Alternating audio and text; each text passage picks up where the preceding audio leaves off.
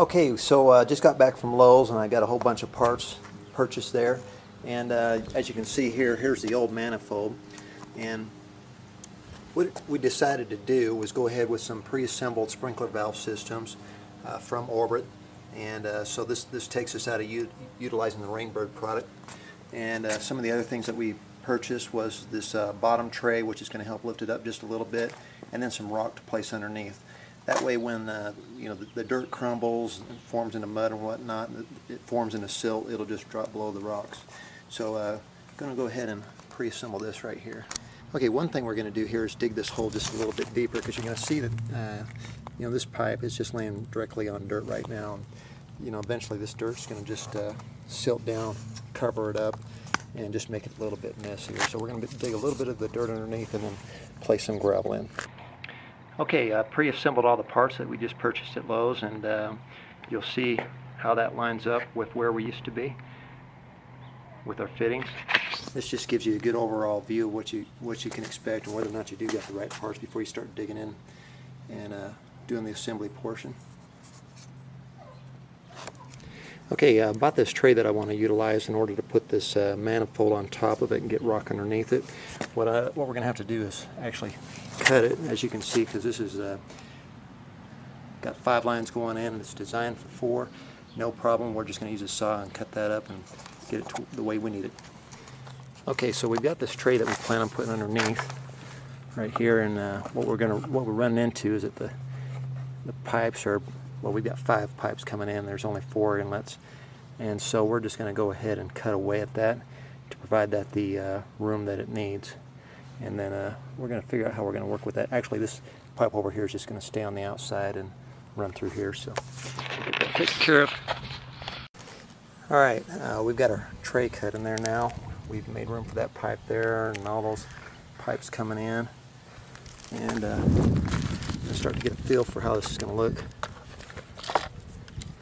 as we place in our new manifold. And so we're going to have some sizing issues to work with here on our pipes. It looks like we're going to have to cut those pipes back a little bit in order so that we can bring this pipe forward and get this one aligned. So that's what we're going to work on. Alright, just to help me get this started, I'm going to start with the inlet water. And I'm double clamping it here because there's so much water pressure. One clamp may not do the job that you want. So we're going to go ahead and insert that in there and clamp that down, and then we'll be connecting it to that and then moving on. Okay, we're ready to bring the manifold in. There's our inlet pipe right there, and it's ready to make the connection to this part of the manifold. This system has an outflow that goes to another manifold system, and that's going to be connected right there. So we're going to go ahead and make that connection over.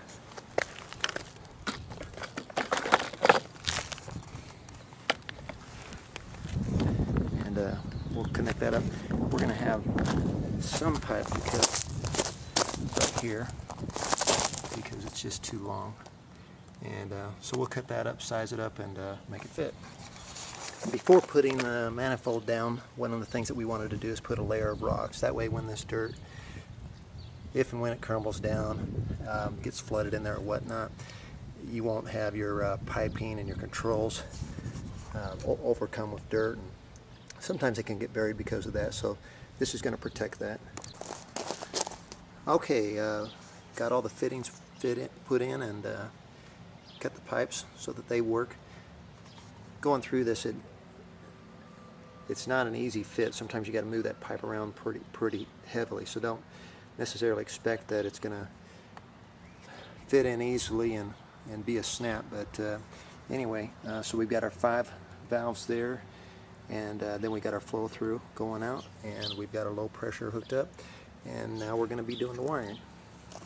And so when we do the wiring, it's pretty simple. What we did, we had and you really can't see it, but we had put a number on each one of the solenoids here, and so we'll just put them corresponding. We had set this up so that this is number 1, 2, 3, 4, and 5. So we just need to do the wiring accordingly, and we should have no problem. Just do want to mention one product that we're using in the wiring.